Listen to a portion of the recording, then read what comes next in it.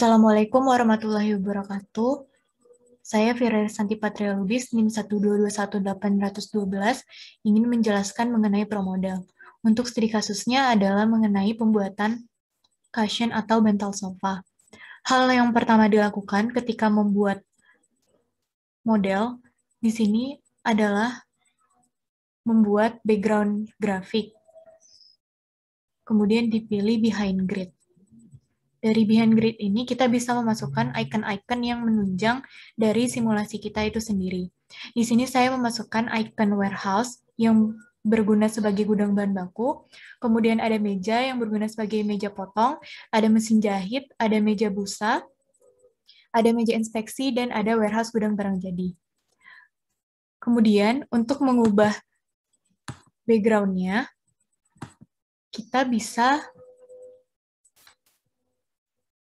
mengeklik kanan di bagian layout, kemudian di sini ada layout setting, kita bisa memilih background color. Untuk background color sendiri, saya memilih warna ungu. Kemudian, setelah kita membuat background grafiknya, kemudian kita memasukkan location-nya. Cara memasukkan location-nya, di sini karena sebelumnya sudah dibuat icon melalui background grafik, maka di sini location-nya saya membuatnya bentuknya tulisan. Untuk location pertama itu ada gudang bahan baku. Untuk kapasitasnya ada 200 dan unitnya ada 1. Kemudian di sini saya menambahkan location meja potong untuk kapasitasnya 100, unitnya 1. Kemudian di sini saya menambahkan meja busa, mesin jahit 2 buah dengan kapasitas masing-masing 50, meja inspeksi dengan kapasitas 100, dan gudang barang jadi dengan kapasitas infinite. Kenapa gudang barang jadi infinite? Karena untuk menyimpan cushion atau bantal sofa yang sudah jadi sebelum dipasarkan kepada konsumen. Kemudian setelah membuat location, di sini saya membuat entities. Untuk entities sendiri terbagi menjadi 2, bahan baku dan box. Kenapa? Karena bahan baku yang akan diproses di dalam proses produksi. Untuk box sendiri merupakan bantal atau cushion yang udah dikemas. Kemudian, setelah menentukan entities, saya membuat pet networks.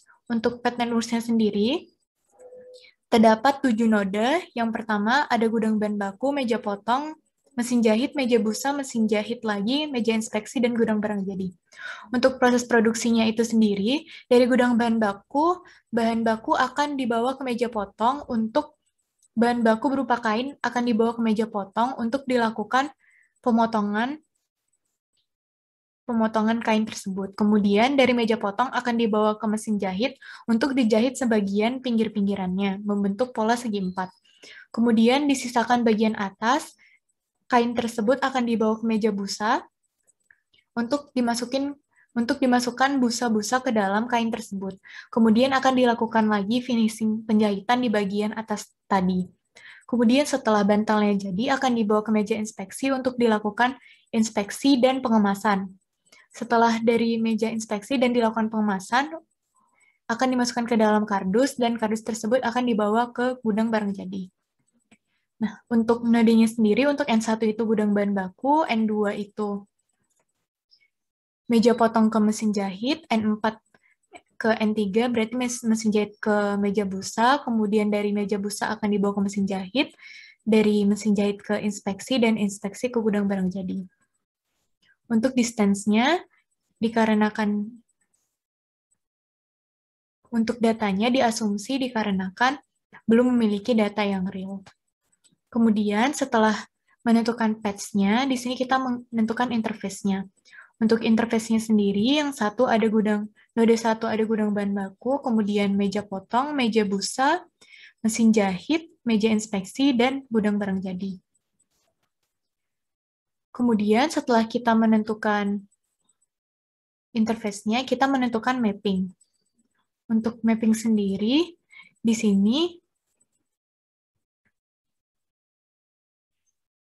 sudah ditentukan dari N3 ke N4, N4 ke N2 sesuai dengan rute yang tadi. Maaf, sebelumnya untuk mapping ada kesalahan.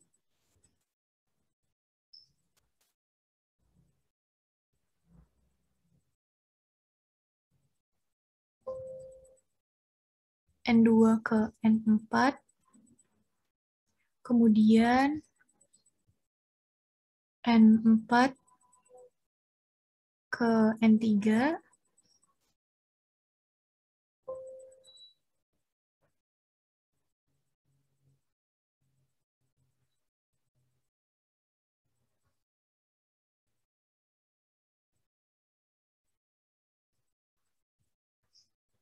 di sini N3 ke N5,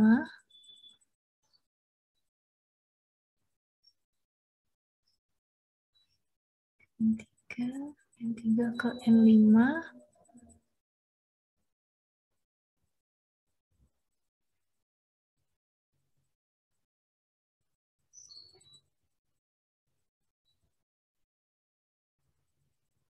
ini bisa kita lakukan delete di sini. Kemudian dari N3 ke N5, N5 ke N6, dan yang terakhir N6 ke N7. Nah, untuk mappingnya seperti itu. Kemudian kita bisa membuild resource. Untuk resource-nya sendiri terdapat operator di gudang, kemudian pekerja di mesin potong, di mesin jahit, di meja busa, di mesin jahit yang kedua, dan di meja inspeksi. Kemudian untuk pembuatan resource ini, kita mengaturnya di bagian specs. Untuk downtime ini merupakan waktu istirahat, tapi di sini saya tidak menggunakan waktu istirahat. Kemudian untuk specs-nya dipilih path network-nya itu net 1, kemudian home itu tempat di mana pekerja itu berasal dari home, kemudian di checklist return home of idle, yang menandakan bahwa dia akan kembali ke tempat semula. Kemudian di sini dipilih closest resource, atau resource terdekat, dan longest waiting. Kemudian kita klik OK. Untuk speknya semua disamakan, begitupun untuk begitupun untuk operator potong, jahit, dan semuanya. Kemudian, untuk di processing, seperti yang sudah dijelaskan di awal, untuk processing sendiri ini bermula dari bahan baku.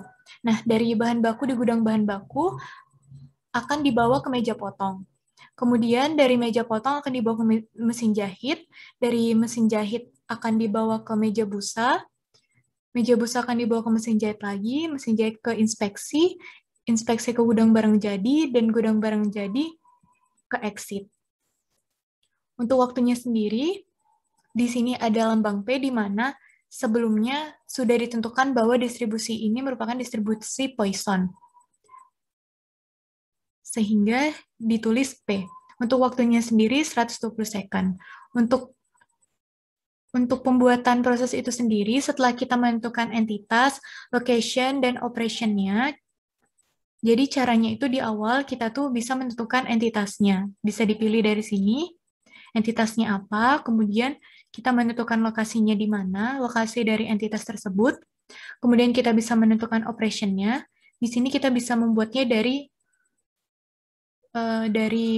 gambar palu ini, di build. Contohnya bisa seperti ini, nanti kita bisa memilih wait atau perintah yang lainnya, kemudian kita masukkan waktunya dan klik paste.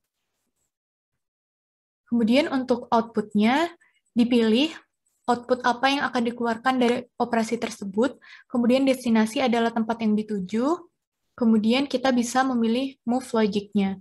Move logic sama dengan yang ada di proses ini, yang operation, kita bisa ngeklik gambar palu, kemudian kita bisa memilih perintah move, move for, move on, atau move with, kemudian bisa dengan resource, dan pilihan yang lainnya. Contohnya yang di gudang bahan baku, di sini saya memilih move with gudang, gudang itu operator gudang, dan free itu maksudnya setelahnya dia tidak akan mengantar kemana-mana dan akan kembali lagi ke gudang. Kemudian untuk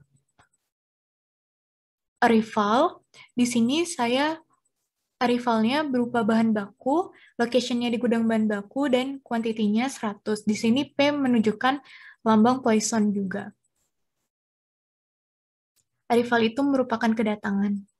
Kemudian bisa langsung di-start untuk running-nya.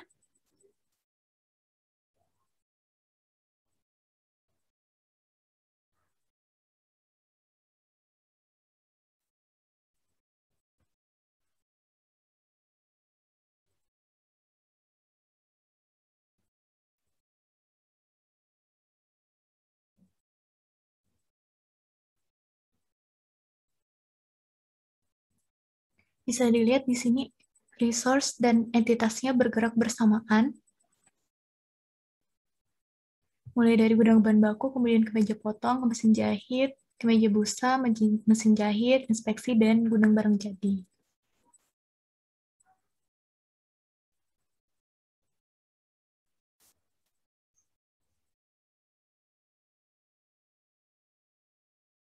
Nah, kemudian kita bisa lihat result-nya. Nah, untuk result-nya kita bisa pilih all. Kemudian kita bisa lihat entity activity-nya. Di sini, untuk total exit-nya sudah keluar sesuai dengan simulasi sistem yang telah kita buat. Kemudian untuk failed arrival-nya tidak ada yang failed. Untuk hasilnya seperti ini. Untuk current quantity in system artinya kuantitas yang belum diselesaikan sehingga untuk total exit-nya ada yang maksimal, ada yang tidak. Seperti itu. Kemudian di sini menggunakan 10 kali replikasi. Caranya itu kita bisa memilih dari simulation, kemudian option. Di sini kita bisa pilih number of replikasinya 10 dan runtime-nya 8. Mungkin itu saja yang bisa saya sampaikan. Lebih dan kurang mohon maaf. Terima kasih. Wassalamualaikum warahmatullahi wabarakatuh.